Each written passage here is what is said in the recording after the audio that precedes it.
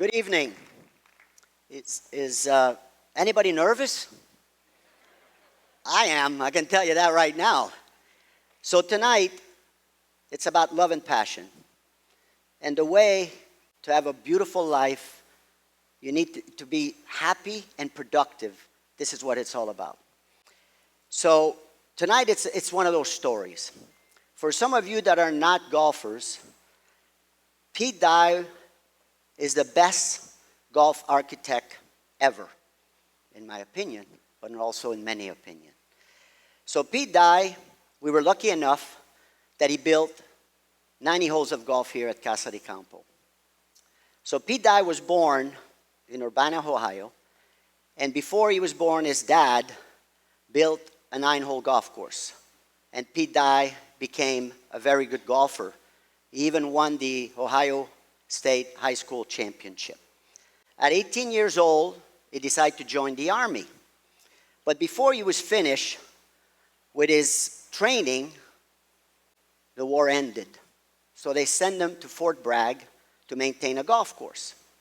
Well, the golf course, I went too fast.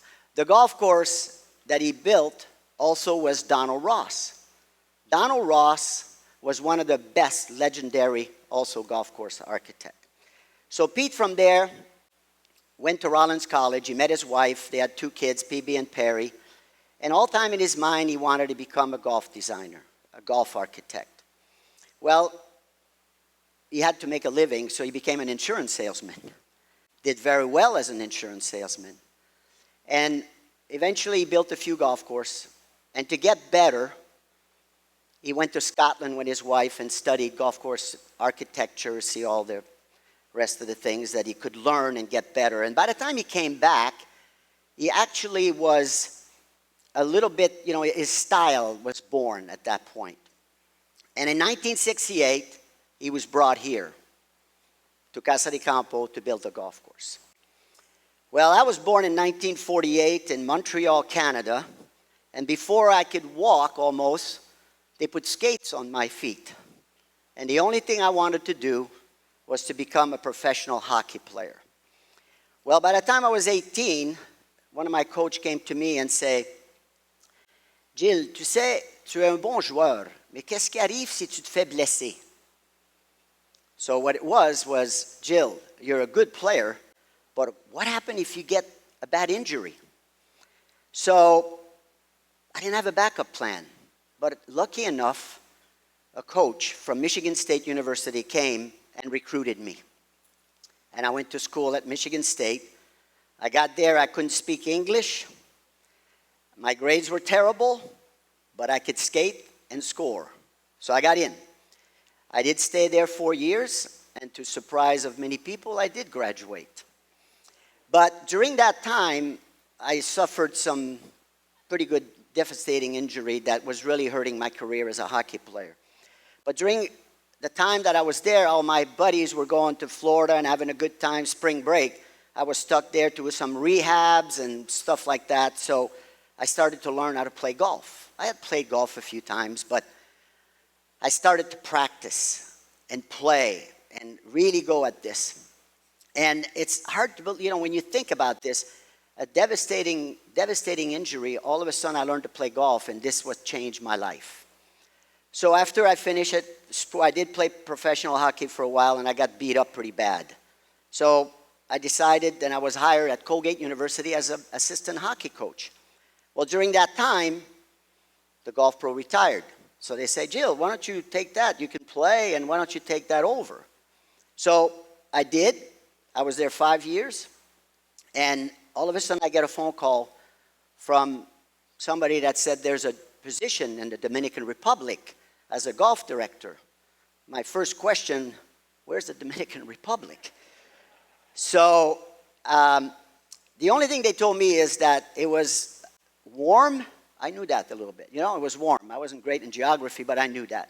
So it was warm, and it was freezing up north. So I said, maybe I should apply for that position. Well, it was a long story how I got here, but I did get here.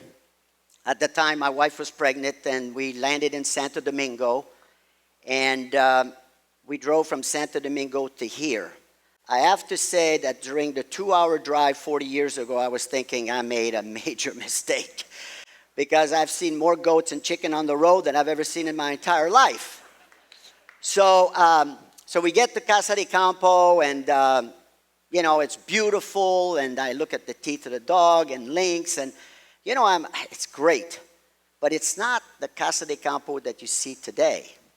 There was no grocery store. There was no cinema, you know, movie theater, no television. Now that's a problem for me.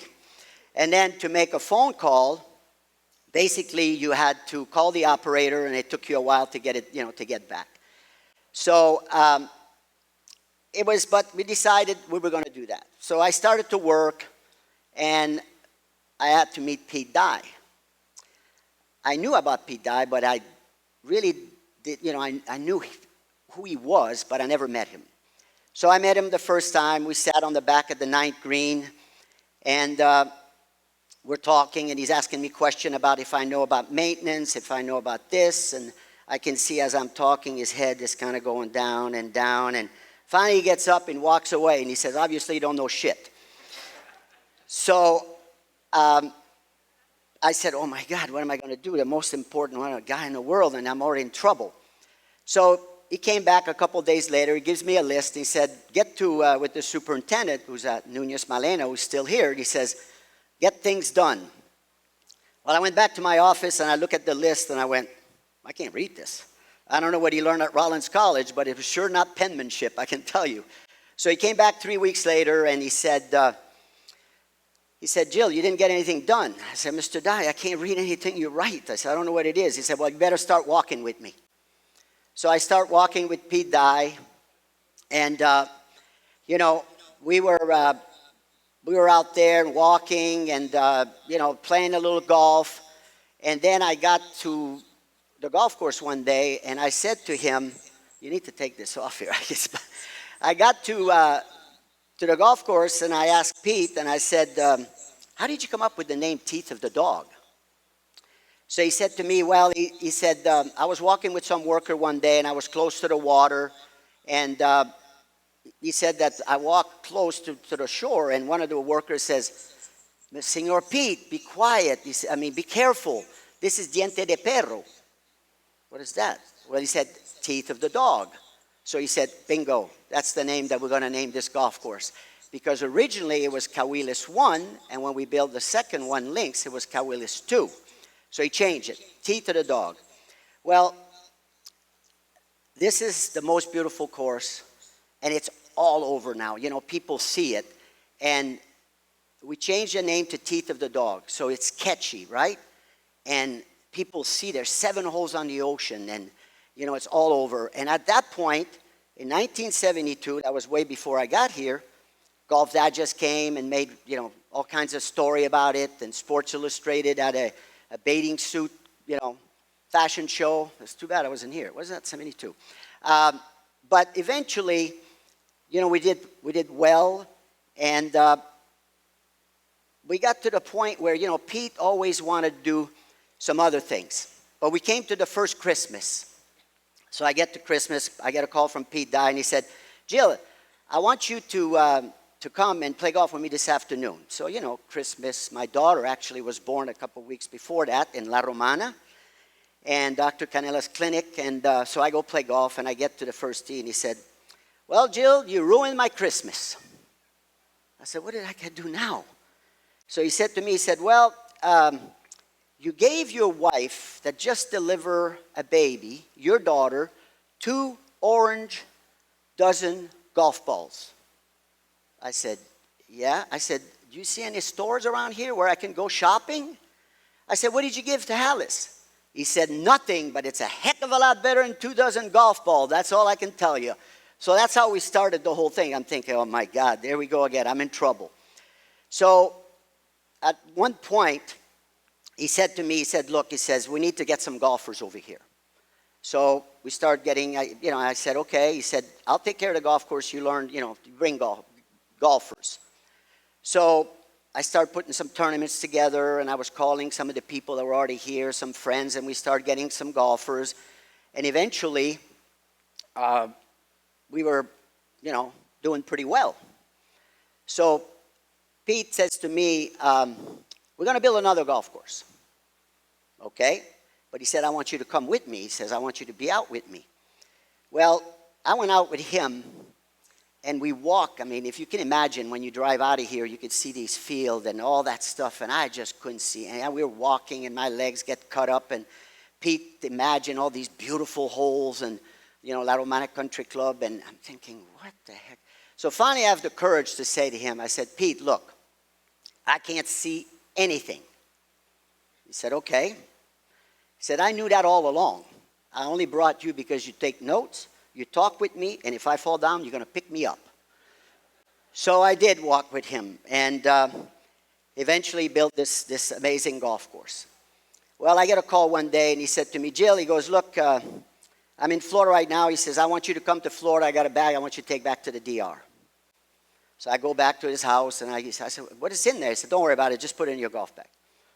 So I trusted the man. He was my friend. I put that in the bottom of my golf bag, and I go through custom and immigration, and I get over here, and 3 days later, Pete Dye shows up. I said, Pete, what are you doing? I said, 3 days ago, I said, you couldn't have brought the bag? He said, well, it was a little problem. He says, you know, he said, so I opened the bag. He says, if we'd gone through the agriculture at custom, and he says, I could have had, you know, some trouble. Came in a private. I said, what about me? Oh, don't worry, we would have got you out. So I opened the bag, and inside the bag, there's 3 little baggies full of grass. Grass. It was seashore paspalum. Seashore paspalum is a grass that resists the salt water. So, and you could also, you don't have to use fresh water to maintain and water the golf course. So Pete was thinking, okay, we need to save water. So we took these bags, and you know, I didn't know what to do, but he took them and he brought them to Nunez. And if you look at this picture behind me, that's die 4. Every blade of grass on that golf course came from those 3 little baggies that we brought probably over 25 years ago. And it's change, maintenance, because when you're on the teeth of the dog, when you have a storm and the wave comes over and splashes, and that grass survived. Well, after a little while, my friend got dementia. So that was devastating for us, and Pete kind of was losing things, didn't know where to go, and so one day I took him on the golf course. I might not be able to make it through that. I took him on the golf course, and we sat there on the cart, and I said to Pete, I said, Pete, you did good. You did very good. And he turned towards me, and he had a few tears in his eyes and a smile on his face, and I knew he kind of got what was going on. He had changed this country. He had changed it for tourism. Golfers were coming over here. People had opportunity. You know, they had jobs. And if you have a golf course, you're going to have restaurants, and you're going to have hotels. And he is the one that changed the way people look at the Dominican Republic. Well, eventually, Pete passed away here in La Romana. And a few years back, he had written a book, Bury Me in a Pot Bunker. Well, the family decided that they were going to grant his wish. So one day, the question was where? Well, the family decided that he should be where the place that he loved the most. Casa de Campo, teeth of the dog. So one day we went out there. There was a few of us, my wife, Marilee, and I, and PB and his wife, and Mr. and Mrs. Kohler, and Nunez Malena. And we put his ashes right in a pot bunker. Well, you know, I'm not going to tell you where it is, but it is in a pot bunker on the teeth of the dog, because he is where you always wanted to be. So when we walk away, I remember almost, you know, getting a little pull. My wife and I walking up the hill, and I get a little pull, and I'm thinking, you know, what is this? Honest to God, I felt it. And basically, my friend here, through thick and thin, yes. You know, he had cancer at one point, and he was not doing well, and he recovered. And, you know, I went through some ups and downs. but we were always together. You know, we were best friend in the world. And it's like when I walked away, I could feel, you know, the love and passion that he was basically passing on to me. I already had the love and passion. I love this place to death. And I'm passionate about bringing golfers and bringing more people. Many people ask me, when are you going to retire? What am I going to retire for? I'm in heaven over here. I play golf every day. I bring golfers. I have friends. My daughter was born here. So I want to continue what he had started in some way. What we did, somehow I feel that I was part of that. Because it's something that if you're lucky enough in your life to meet somebody like this, Canada, United States, French, English, hockey, golf. What are the chances of us getting together here in the Dominican Republic and becoming best friend in the world? So the last few things I can say is, Pete, you did good. You did very good. Thank you.